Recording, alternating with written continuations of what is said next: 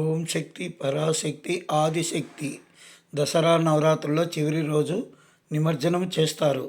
ద్వాదశి రోజున నిమజ్జనం చేస్తారు. మేము పరాశక్తి భక్తజన బృందము 2001వ సంవత్సరం నుండి 2025వ సంవత్సరం వరకు 25 సంవత్సరములు చేసినాము. కర్నూలులో మొట్టమొదటిసారిగా మా వీధిలో పరాశక్తి భక్తజన బృందముతో మొదలు ప్రారంభించినాము. ఈరోజు నిమజ్జన కార్యక్రమము తుంగభద్ర నది ఒడ్డున జరుగుతున్నది. అక్కడ జనులు చాలామంది వచ్చినారు.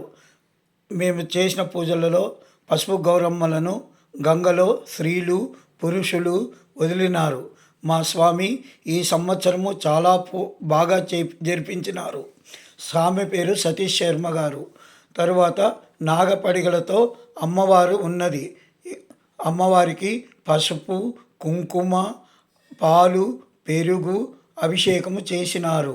తరువాత చాలా రకరకాలుగా అభిషేకాలు జరిపినారు.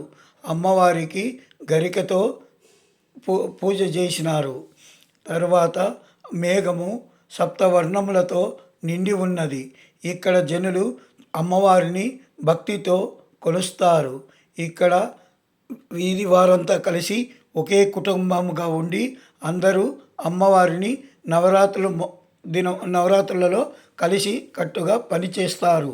జై పరాశక్తి ఆదిశక్తి సప్తవర్ణములతో నిండి ఉన్నది మేఘావృతము. అమ్మవారికి చేసిన అభిషేకము జలము అందరిపైన చల్లుతున్నారు. స్వామిగారు ఆశీర్వచనము చేస్తున్నారు. తర్వాత అమ్మవారికి మంగళహారతి ఇచ్చినారు.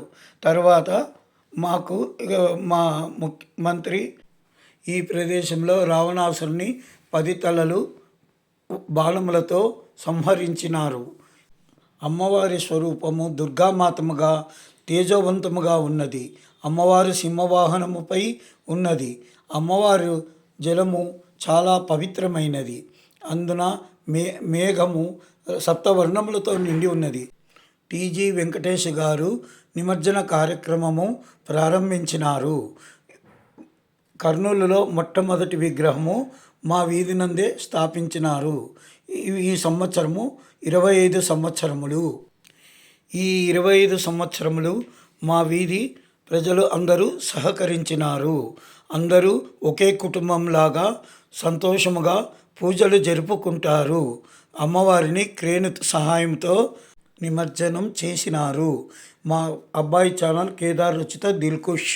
ధన్యవాదములు. దుర్గామాతాకి జై.